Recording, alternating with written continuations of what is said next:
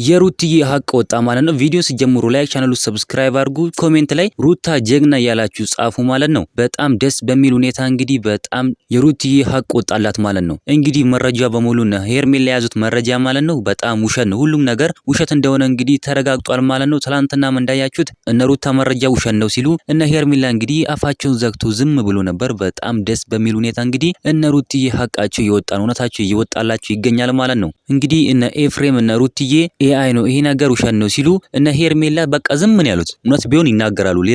ሌላ ቀን እኮ በጣም ነበር የሚናገሩት ማለት ነው። ነገር ግን ውሸት ስለሆነ ውሸታቸው ስለታወቀባቸው ዝም አሉ ማለት ነው። ዝም ያሉት በቃ ምንም አልተናገሩም። እንግዲህ የሩትዬ ሀቅ ይውጣላት። እውነትም እሷ በእውነት መንገድ ነው የምትሄደው፣ በእውነተኛ መንገድ እየሄደች ነው ያለችው። ደግሞ በእውነት የሚሄድ ሰው ሁል ቀን ስኬታማ ትልቅ ደረጃ ነው የሚደርሰው።